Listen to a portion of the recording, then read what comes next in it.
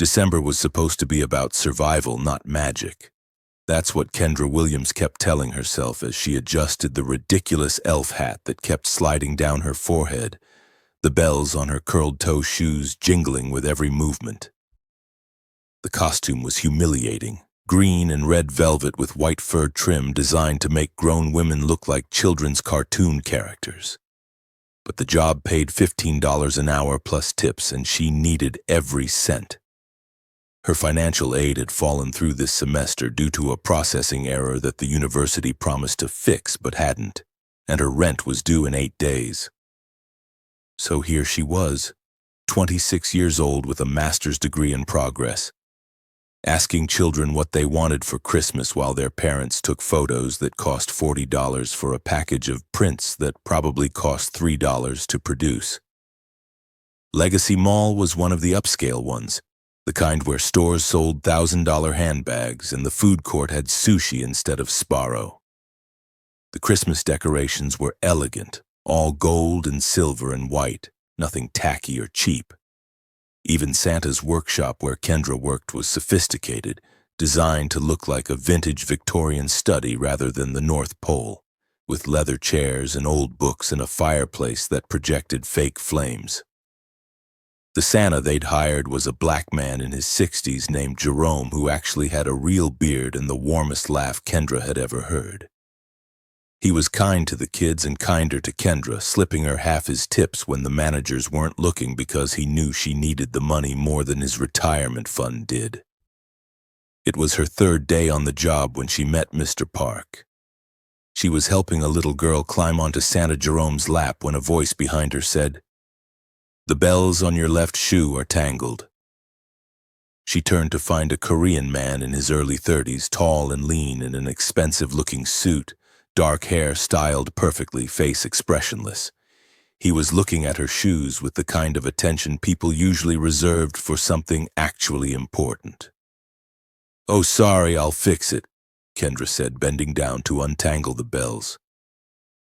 "It affects the aesthetic," the man said. "Legacy Mall maintains certain standards. Even temporary holiday staff should understand that." Kendra straightened up, irritation flashing through her. "I'll make sure my bells are perfect from now on, sir." "See that you do," he said, then walked away without introducing himself. "Who was that?" Kendra asked Jerome after the little girl had finished her photo and skipped away with her parents. "New assistant manager," Jerome said, his usual warmth replaced with caution. "Mr. Park. Started 2 weeks ago. He's been, let's say, very particular about everything." Particular meaning terrible, Kendra guessed.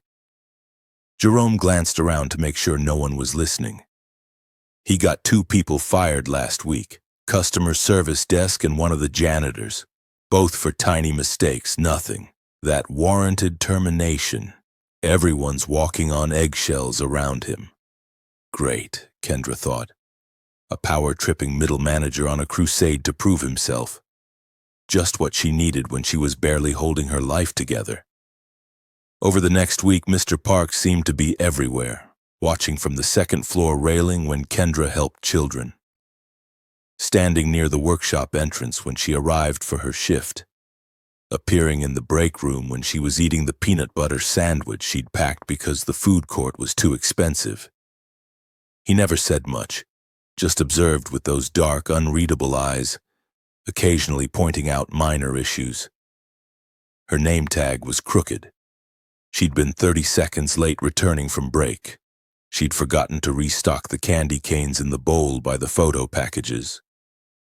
Every correction was delivered in the same flat, professional tone that made Kendra want to scream. The other employees called him the robot behind his back. Kendra called him worse things in her head.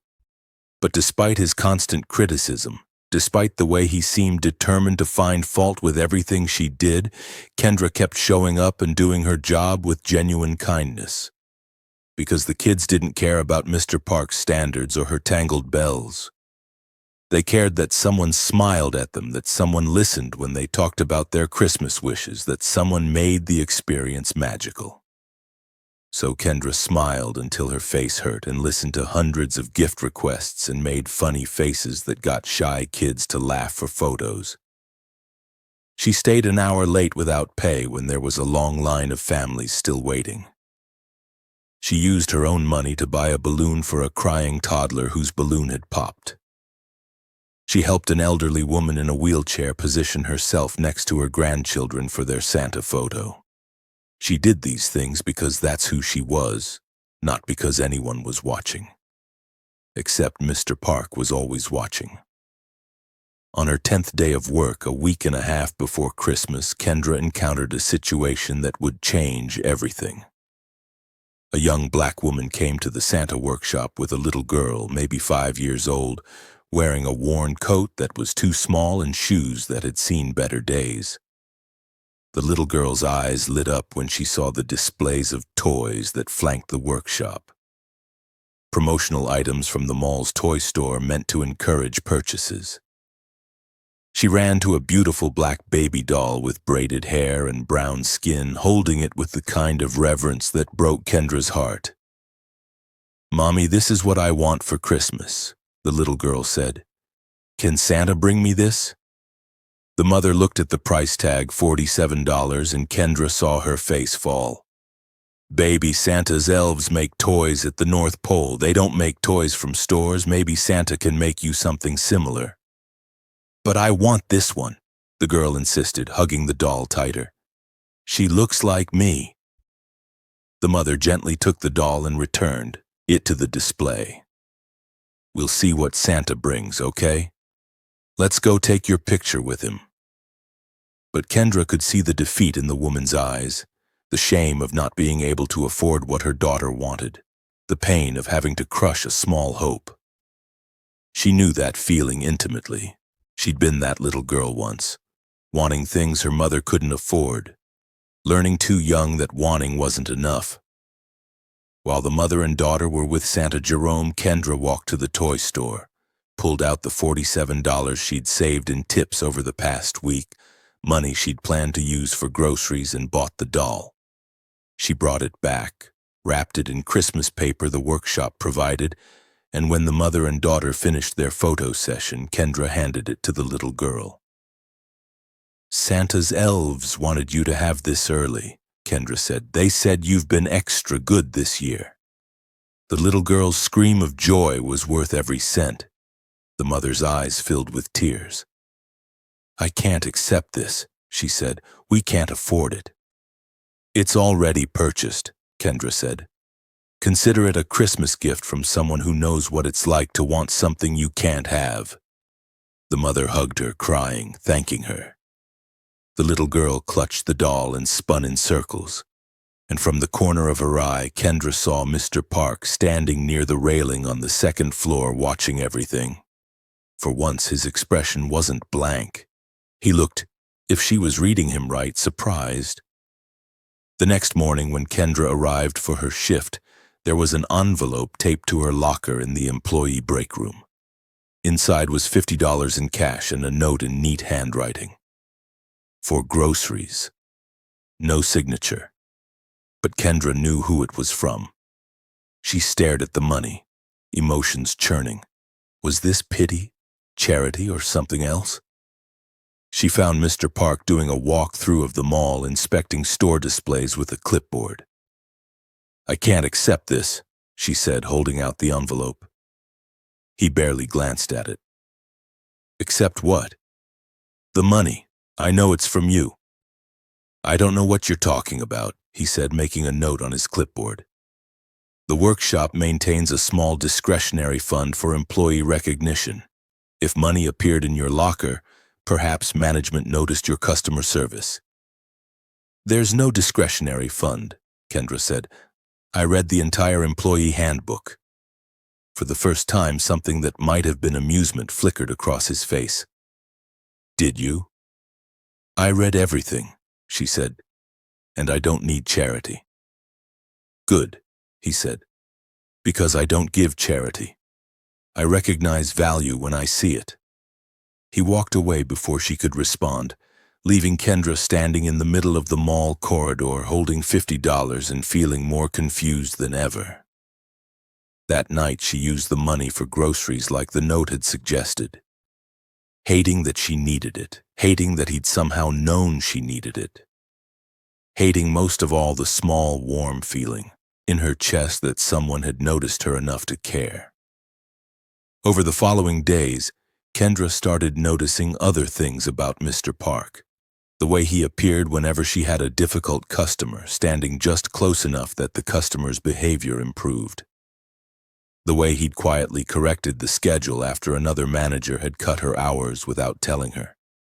The way his criticism of her work had shifted from petty complaints to actual helpful feedback. When you're positioning children for photos, angle them slightly left, he told her. The lighting is better that direction. He was right. The photos came out better. If parents are arguing about photo packages, suggest they split the package and each take half. It de-escalates the conflict. That worked too. Why do you help me? Kendra asked him one evening after closing when most employees had left and she was finishing paperwork for the photo packages sold that day.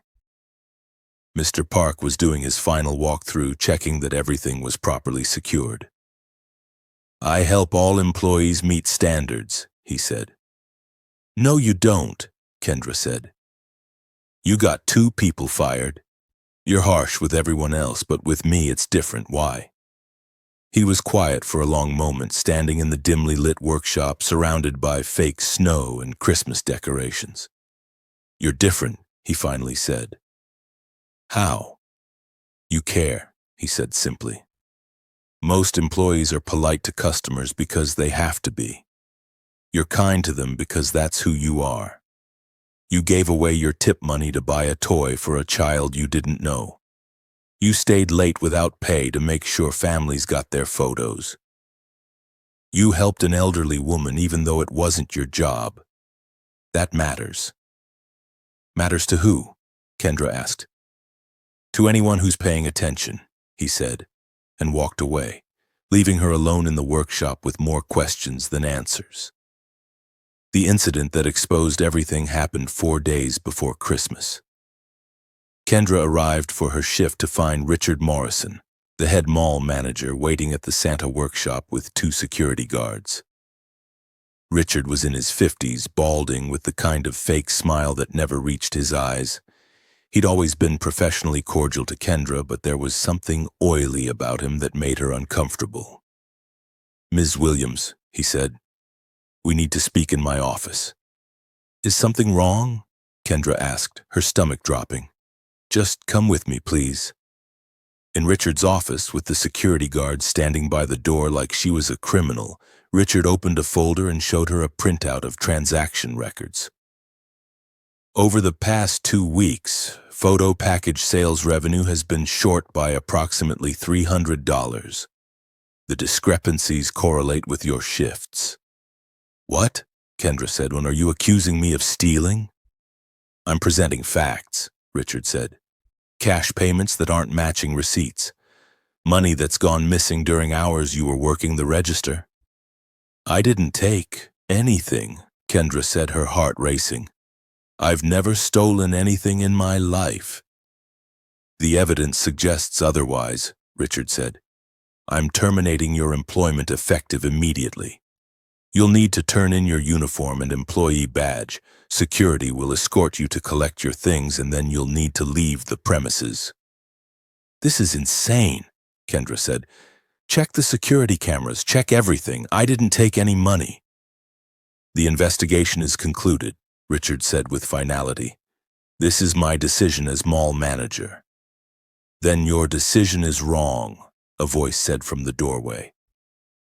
Mr. Park stepped into the office, and something about his presence made the entire energy shift. Richard's fake smile faltered. Mr. Park, this is a personnel matter. I'm aware, Mr. Park said, his voice cold and commanding in a way Kendra had never heard. You're terminating Ms. Williams for theft she didn't commit. The evidence clearly shows, Richard started. The evidence shows that you've been embezzling from multiple revenue streams for 8 months, Mr. Park interrupted. And you're firing Ms. Williams because she's been reviewing transaction records as part of her closing procedures and was getting close to noticing the discrepancies. The room went silent. Richard's face drained of color. I don't know what you're talking about, Richard said. Yes, you do, Mr. Park said, pulling out his phone and pulling up a document. I have complete records of every transaction processed in this mall for the past year. I've been documenting your embezzlement for 6 weeks. $300,000 moved through false vendor accounts, inflated maintenance contracts, and skimmed cash payments. You've been very clever about it, but not clever enough. You can't prove any of that, Richard said, but his voice shook. I can and I will, Mr. Park said. Security is already contacting the police. You're the one who will be escorted out today, Richard, after we discuss the 2 excellent employees you fired last week because they were also getting close to discovering what you've been doing. He turned to Kendra. Ms. Williams, you're not fired. You never were.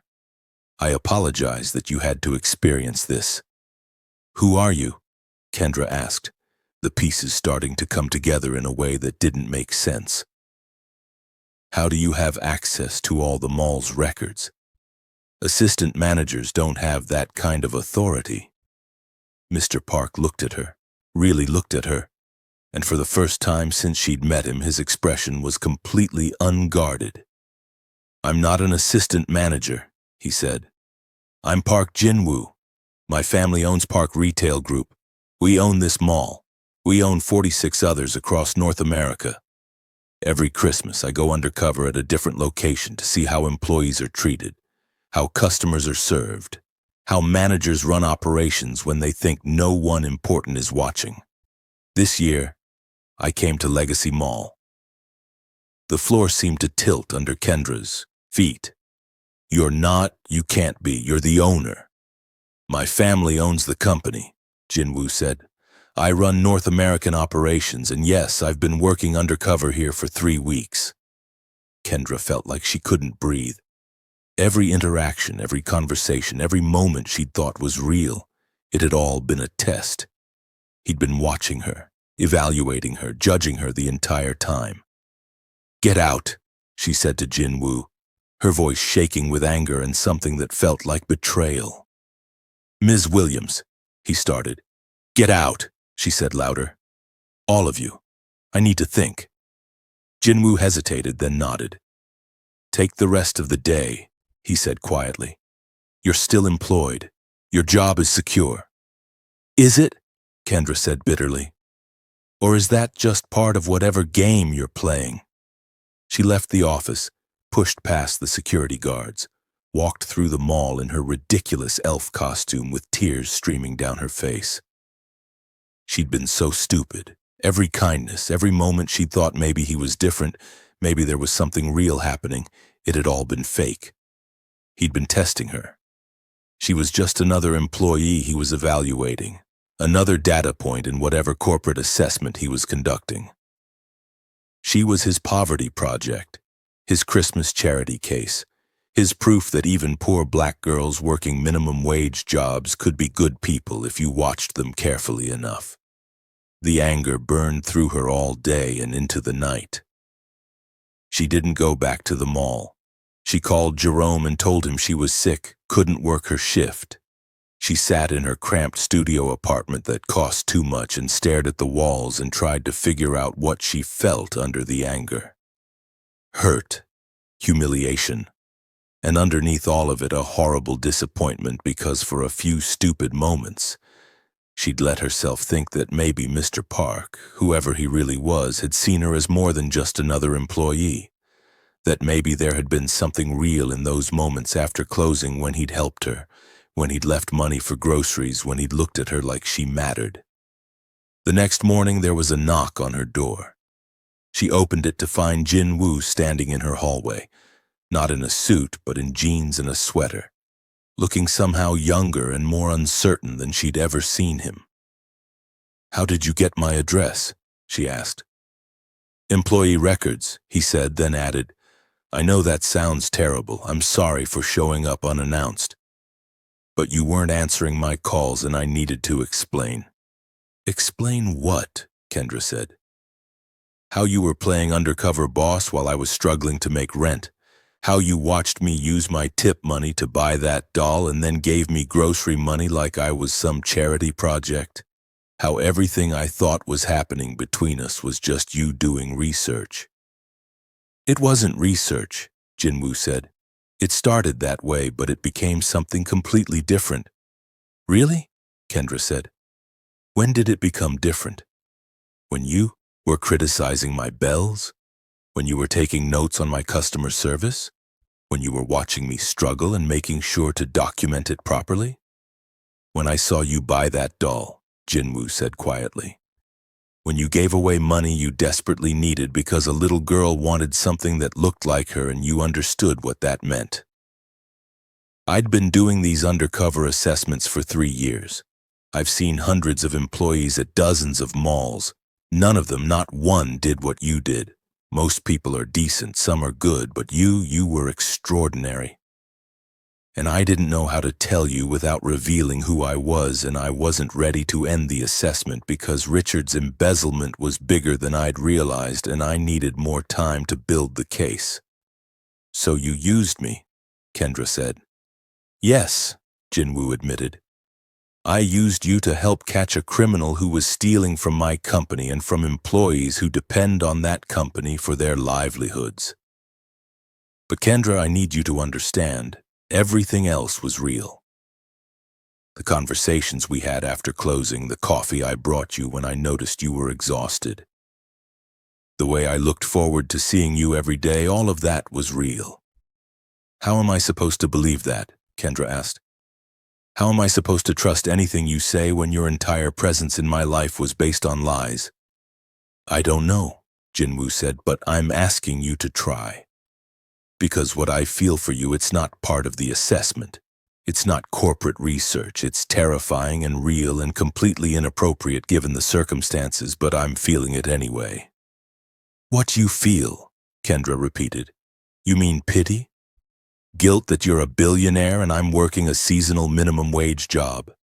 Some kind of savior complex where you get to rescue the poor girl and feel good about yourself? No, Jinwoo said firmly. I mean, I've fallen in love with you. I mean that watching you be kind to every single person who came through that workshop, watching you give away money you couldn't afford to give, watching you show up every day with genuine joy despite the fact that I was being terrible to you because I was trying to maintain my cover and failing because I wanted to be closer to you, it changed me. You changed me. And I know I have no right to say any of this, but I couldn't let you think that what happened was just business. Kendra stared at him. This man who owned malls, who'd been lying to her for weeks, who was now standing in her building's hallway looking at her like she was something precious. How many? She asked. How many what? How many other poor girls have you played hero for? Kendra said, the question coming out harsh and bitter. In your 3 years of undercover assessment, how many struggling employees have you watched and evaluated and ultimately saved from bad managers? How many times have you done this routine? Is there a script? Step 1, be mysteriously cold. Step 2, show small kindnesses. Step 3, dramatically reveal your identity and save the day. Step 4, tell the poor girl she's special. How many, Jinwoo? He looked like she'd slapped him. None, he said, his voice raw. None that made me question everything I am. They stood in silence, the words hanging between them. I need to tell you why I do the assessments, Jinwoo said finally. My mother was a mall employee. She worked at one of the first malls my grandfather owned back in Korea. She was 19, working retail to support her younger siblings because their parents had died. My grandfather saw her and decided he wanted her. He used his position, his power, to coerce her into a relationship. She got pregnant with me. He married her to avoid scandal, but he never stopped resenting her for trapping him as he saw it. She was never good enough for the Park family. Never educated enough, refined enough, wealthy enough. She spent 20 years trying to prove she deserved to be there, and she never could. She killed herself when I was 19. Kendra's anger faltered. Jinwoo, I'm so sorry. She left a note, he continued. It said she was tired of being seen as less than. Tired of being the poor girl who'd gotten lucky. Tired of being treated like she should be grateful for scraps of affection from people who considered her inferior. And I realized that my entire family, including me, had treated her that way. We'd made her feel worthless because of where she came from. So you do the undercover assessments, Kendra said, understanding clicking into place. To see how our company treats the employees no one thinks are important, Jinwoo said. To find the managers who abuse their power, who steal, who make people feel worthless. And to find the employees who embody everything my mother was, kind and genuine and good, and make sure they're protected and valued. That's a beautiful reason, Kendra said. But it doesn't change what you did to me. You still lied, you still tested me, you still watched me struggle without revealing you could help. You're right, Jinwoo said, and I can't undo that. But Kendra, I'm not offering to help you because I pity you or because you're my charity project. I'm asking you to give me a chance to know you as equals. To see if what I felt while pretending to be someone else can become something real when I'm being myself. Equals, Kendra said. You own 47 malls. Your family has billions. I'm a grad student working retail to pay rent. We're not equals. You have integrity I'll never have, Jinwoo said. You have compassion I'm still learning. You have strength that comes from surviving things I've never had to face. In the ways that matter, you're better than me. Kendra felt tears burning in her eyes. I don't know how to do this. I don't know how to trust you. I don't know how to separate the person you were pretending to be from who you actually are. Then let me show you, Jinwoo said. No corporate position. Offers, no dramatic gestures, just time to know each other honestly. I'll answer any question you want to ask. I'll prove that what I feel isn't about saving you or fixing you or any kind of complex. It's about wanting to be with someone who makes me want to be a better version of myself. I need time, Kendra said. On time to think, time to process, time to figure out if any of this is real or if I'm just caught up in some kind of Stockholm syndrome where I've started to care about the person who was essentially spying on me. Take all the time you need, Jinwoo said. I'll be here when you're ready to talk. If you're ever ready. He turned to leave, then stopped. For what it's worth, that moment when you bought the doll. It wasn't just that you were kind to that little girl. It was that you saw yourself in her. You knew what it felt like to want something you couldn't have. And instead of letting that childhood pain make you bitter or hard, you turned it into empathy. That's not something that can be taught or faked or performed. That's character. And it's why I fell in love with you. He left and Kendra closed the door and slid down against it, crying for reasons she couldn't fully articulate. Crying for the complicated mess of what she felt. Anger that he'd lied. Hurt that she'd been tested.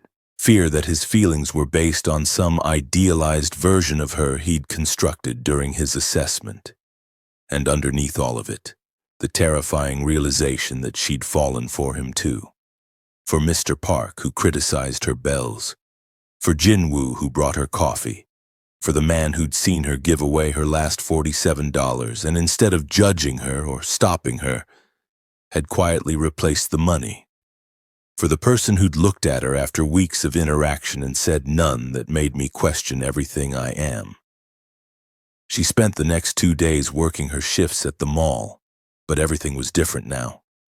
Richard had been arrested, let out of the mall in handcuffs with the news covering it because embezzlement from a major retail property was apparently newsworthy.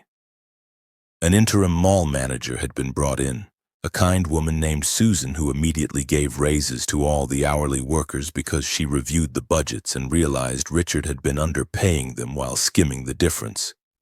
Jinwoo was still there, but he'd stopped pretending to be an assistant manager.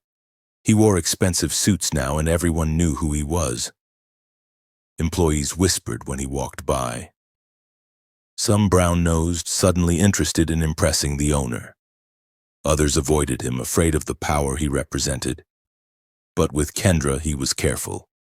He didn't approach her while she was working, didn't use his authority to force interactions. He just existed in the same space, and sometimes she'd catch him watching her from a distance with an expression that made her heart hurt. On Christmas Eve, 3 days after their conversation in her apartment hallway, Kendra was working, the late shift. The mall stayed open until 6 on Christmas Eve, then had a charity event in the evening, a gift distribution for underprivileged children that was invitation only. Kendra wasn't invited, she was just staff, but she could see the preparations. The fancy decorations, the catered food, the pile of wrapped presents that companies had donated. At 5:30, as families were finishing their last-minute Santa photos, a little girl ran up to the workshop who looked familiar. It took Kendra a moment to place her. It was the child she'd bought the doll for 2 weeks ago. She was holding the doll, which was now slightly worn from constant play and clearly beloved. "Hi," the little girl said. "I came back to see you." "Sweetie, we're here for the party," her mother said, following behind, then stopped when she saw Kendra. "Oh, you're the elf who gave Amara the doll." "I remember," Kendra said, smiling at Amara. "Are you taking good care of her?" "Her name is Kendra, like you," Amara announced proudly. "And she's my best friend." Kendra felt her eyes water. "That's the best name she could have." "We're here for the charity event," Amara's mother explained. "Someone nominated us, sent us an invitation. I almost didn't come because I felt like charity, you know? Like we're poor people who need help. But Amara wanted to come so badly." "There's no shame in accepting help when you need it," Kendra said gently, though she was speaking to herself as much as to Amara's mother. "Sometimes the people offering help do it because they genuinely care, not because they think less of you." "That's what the man said," Amara's mother said. "The one who sent the invitation. Mr. Park, he called me personally, said Amara deserved to have a special Christmas and would we please come to the party. He was very kind." Of course he was, Kendra thought. Of course Jinwoo had personally reached out to this family. After the mall closed to regular shoppers, after Kendra had changed out of her elf costume and was preparing to leave, Susan, the interim manager, found her. "Mr. Park asked if you'd stay for the charity event," Susan said. "You're welcome to attend if you'd like. He specifically requested your presence." "Why?" Kendra asked. "He said you'd understand when you saw it," Susan said. Against her better judgment, Kendra stayed. The event was beautiful, elegant and warm at the same time, with Christmas music and amazing food and about 50 children from local shelters and low-income families. Each child got to pick presents from the donation pile. Volunteers helped serve food and coordinate activities. And in the middle of it all was Jinwoo, not directing from above but actually participating. Helping kids pick out gifts, talking to parents, serving plates of cookies.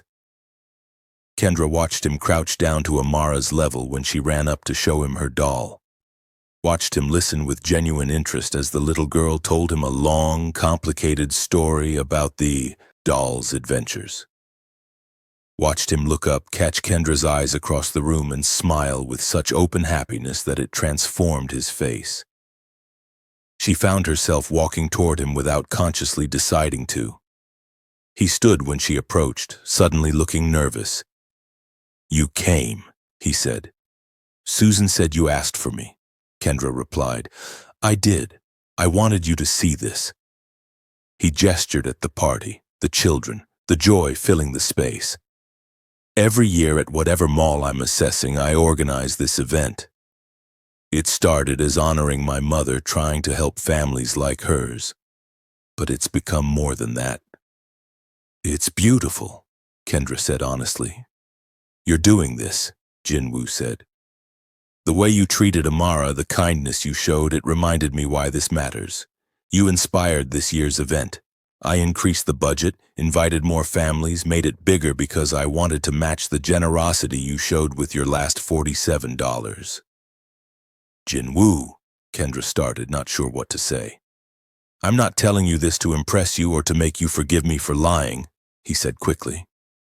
I'm telling you because you asked how many other poor girls I've played hero for. And the answer is still none. None that made me question everything. But because of you, because of watching you, I want to be better. I want to do more. I want to use all this money and power my family has to actually help people instead of just running assessments and filing reports. That's a good goal, Kendra said softly. But I can't be your inspiration or your motivation or whatever you need me to be to feel like you're honoring your mother. That's too much pressure. That's not a relationship. That's a purpose. You're right, Jinwoo said, and so let me be completely honest about what I actually want. He took a breath, and Kendra could see him gathering courage. I want to take you to dinner, somewhere nice but not showy, where we can talk without employees watching or corporate politics interfering. I want to tell you about my family, the good and bad, the pressure and expectations and everything I'm supposed to be versus who I actually am. I want to hear about your graduate program and why you chose social work and what you dream about doing after you graduate. I want to learn what music you like and what movies make you cry and whether you prefer coffee or tea. I want all the normal things people do when they're getting to know each other, except we have to do them backward because I already know you're extraordinary and now I need to prove to you that underneath the lies and the corporate assessment, I'm someone worth knowing too. Kendra felt something shift in her chest, the anger finally loosening its grip. That's a good start, she said, but I need you to understand something. I don't want to be saved. I don't want to be your project or your redemption.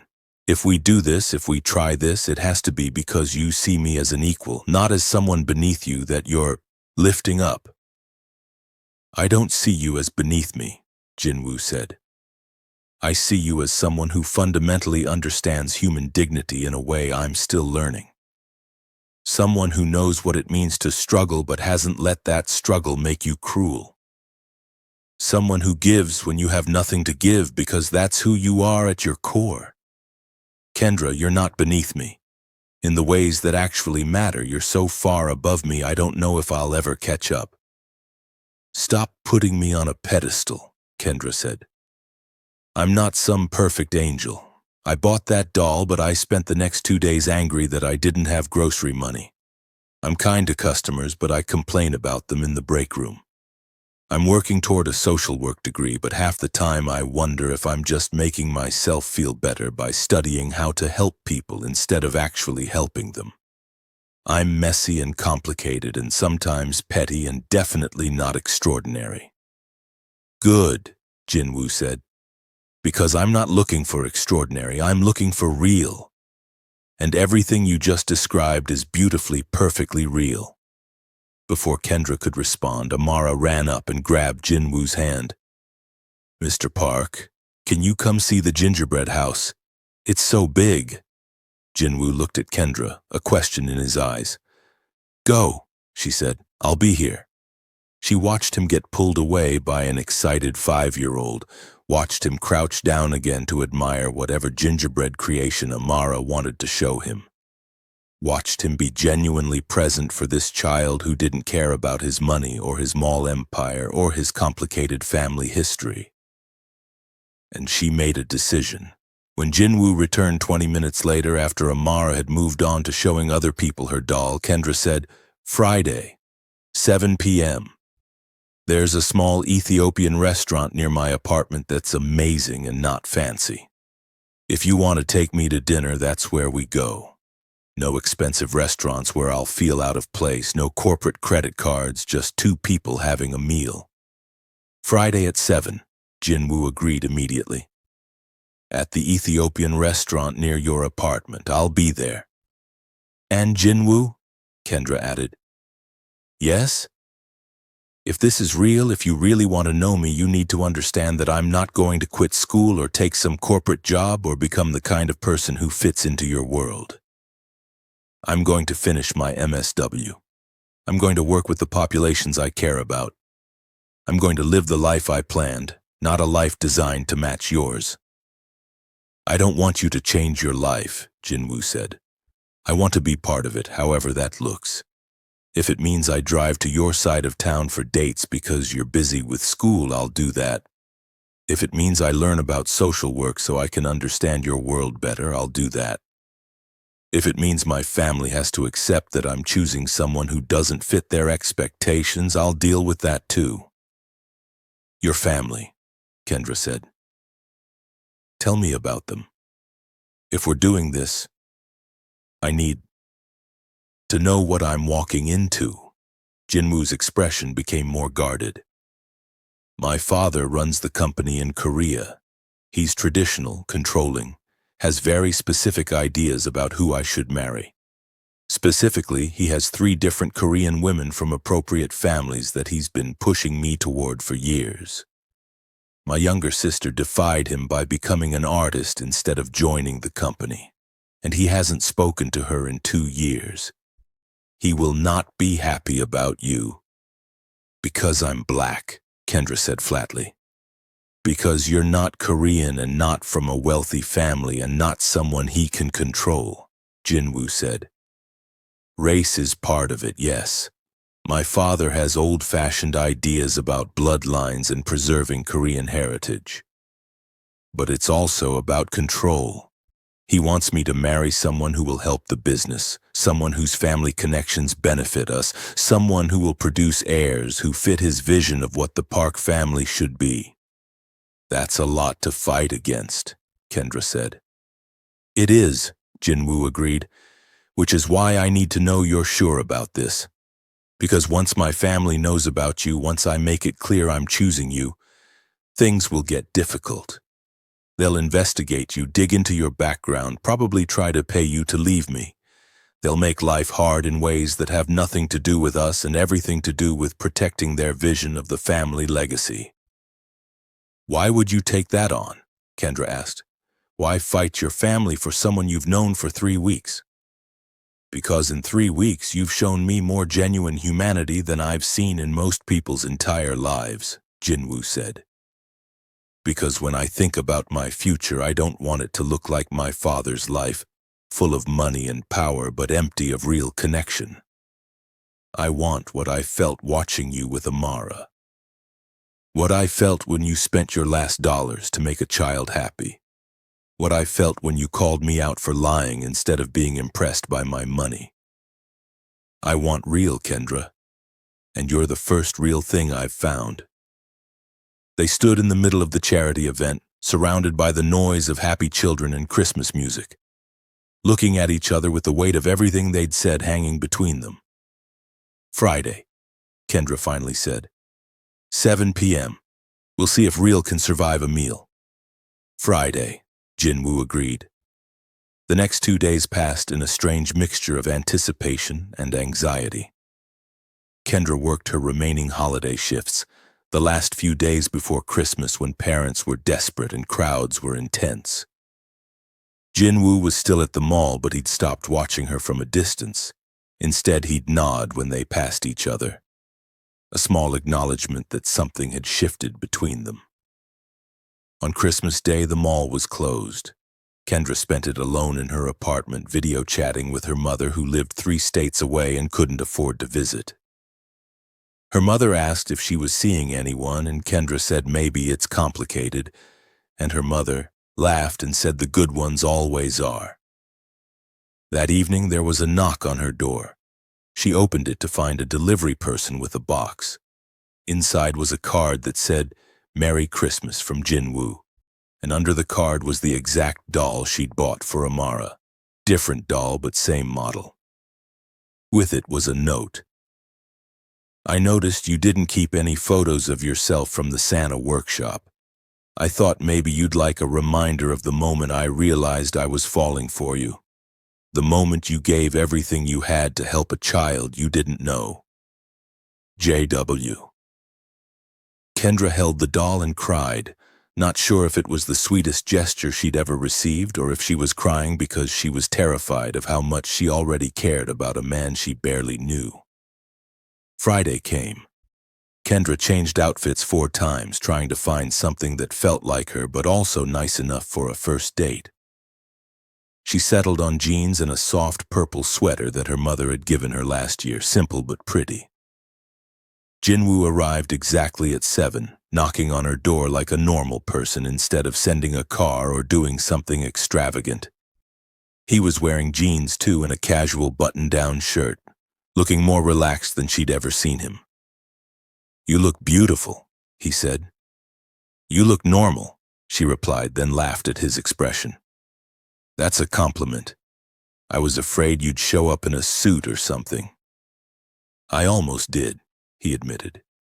"But then I realized you asked me to be real, and real people don't wear suits to Ethiopian restaurants." "Good choice," Kendra said. The restaurant was small and warm, with low tables and cushioned seating on the floor, the air fragrant with spices. They ordered a combination platter to share, and Jinwoo admitted he'd never had Ethiopian food before. "You're trusting me completely then," Kendra said. "With the food, at least." "I trust you with more than food," Jinwoo said. They ate with their hands using injera bread to scoop up the various dishes, and Jinwoo gamely tried everything even though some of it was clearly spicier than he was prepared for. They talked, really talked, for hours. He told her about growing up with impossible expectations, about feeling like he was playing a role his entire life, about the pressure to be the perfect heir while his sister escaped by choosing art. She told him about her father dying when she was 10, about watching her mother work 3 jobs to keep them housed and fed, about choosing social work because she'd seen too many people fall through the cracks of systems that were supposed to help them. "Why go undercover in your own malls?" Kendra asked. "Why not just hire consultants or read reports?" "Because reports don't tell you how employees are actually treated," Jinwoo said.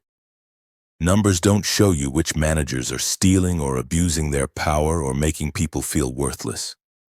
I started doing it after my mother died because I realized how much of our business I didn't actually see. The people at the bottom, the ones keeping everything running, I'd never even met them. I'd never watched them work or understood what their days looked like. The undercover assessments make me see it all." "And you choose Christmas," Kendra said. "The busiest, most stressful time, when people's true nature comes out." "Exactly," Jinwoo said. "Christmas brings out the best and worst in people. I see who's kind under pressure, who's caring when they're exhausted, who maintains their integrity when it would be easier to cut corners. And I see which managers support their employees and which ones make everything harder." "Did you find what you were looking for this year?" Kendra asked. Jinwoo looked at her across the table, the warm light reflecting in his dark eyes. "I found so much more than I was looking for," he said. After dinner, they walked through Kendra's neighborhood. It had started snowing lightly, the first snow of the season, making everything look softer and more magical. "Tell me about the corporate job offer you mentioned before," Kendra said. "The one you said you wouldn't make." "I was going to offer you a position in our employee experience department," Jinwoo admitted. "Developing policies, improving working conditions, using your social work perspective to make our company better.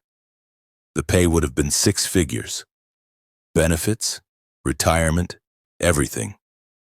And you didn't offer it because? Because you were right that it would have felt like charity," Jinwoo said.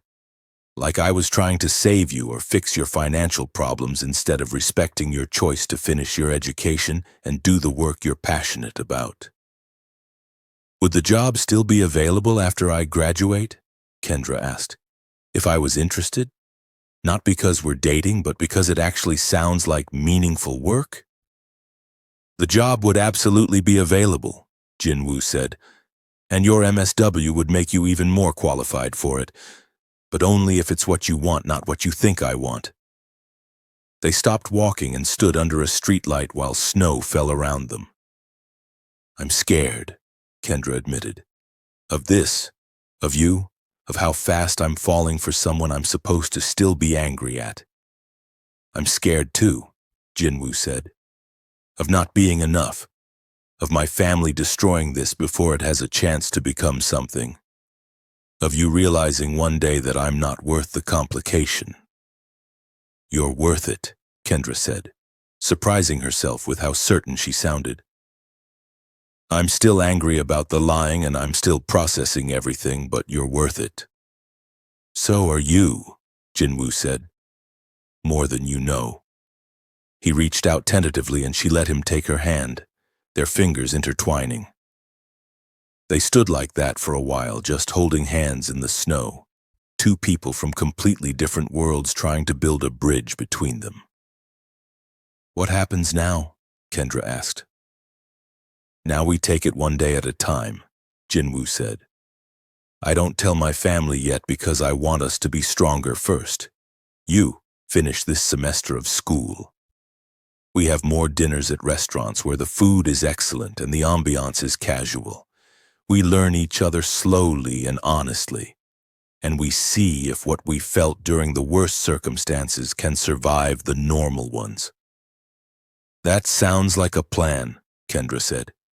But Jinwoo, at some point you'll have to tell your family. I won't be a secret. You won't be, he promised. When the time is right, when we're both ready, I'll tell them. And whatever happens, whatever they do, I'll choose you.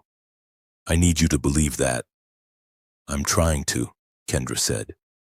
He walked her back to her apartment building, and at her door he hesitated. Can I kiss you? He asked. Or is it too soon? It's probably too soon, Kendra said. We've got a lot to work through still. Okay, Jinwoo said, stepping back. I can wait. But maybe one kiss, Kendra said, surprising herself again. Just to see. He smiled, that transformation of his face that made him look young and happy and real. He kissed her gently, sweetly, like she was precious and he was afraid of pushing too hard. And Kendra kissed him back and felt something settle in her chest, the last of her anger finally releasing, because this felt genuine in a way nothing else had. When they pulled apart, Jinwoo said, I'm going to earn your trust back. However long it takes, I'm going to prove that what I feel is real. Good, Kendra said, Mom, because I need to trust you if this is going to work. The weeks after Christmas passed in a blur of stolen moments and tentative steps forward. Jinwoo went back to overseeing his company's operations. But he drove to Kendra's side of town multiple times a week. They had dinners at small restaurants. They went to a movie at a cheap theater where the seats were worn but the popcorn was good. They walked through parks and talked about everything and nothing. Kendra introduced him to her mother over video chat and watched him charm her effortlessly, respectful and genuine and clearly besotted with her daughter. He took her to meet his younger sister Minji, who was visiting from Korea. And Minji looked at them together and said in Korean, which she didn't realize Kendra's language app had taught her enough to understand. She's good for you, Appa. Don't let father ruin this.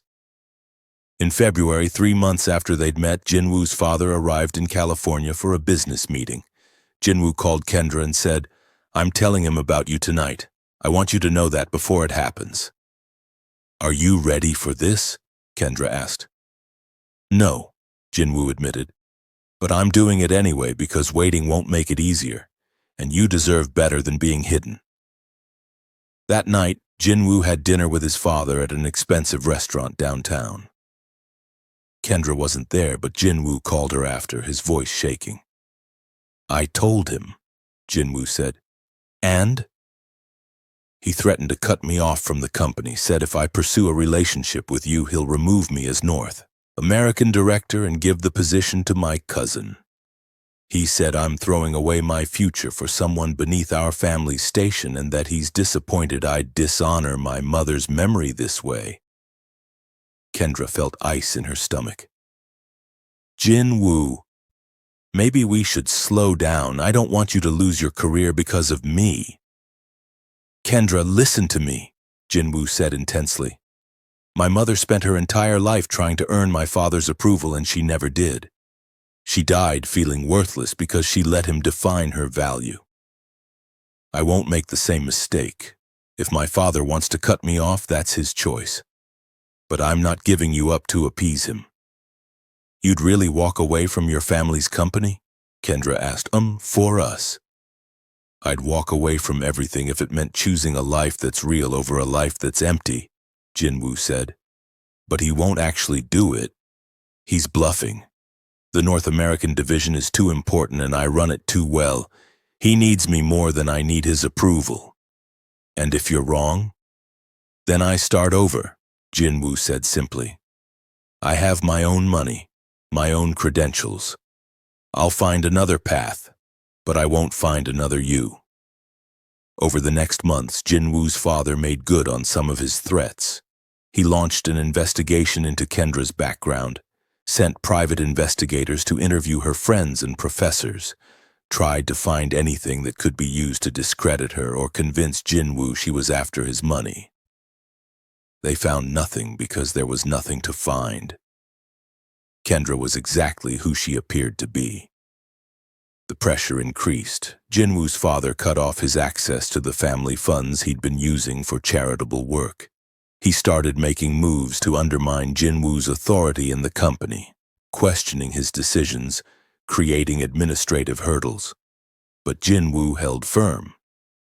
And in May, something unexpected happened.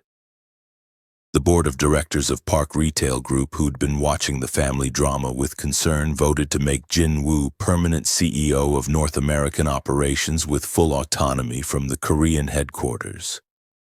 They'd seen his work, his innovations, his employee satisfaction rates.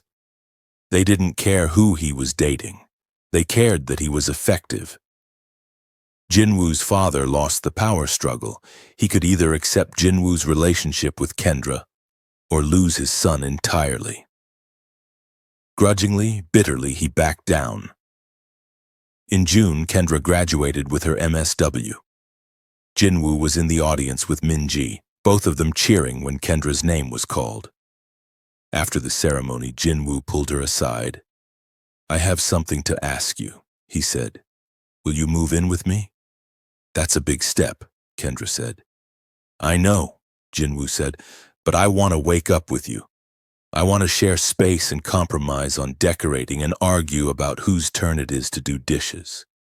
I want all the boring, normal parts of being together."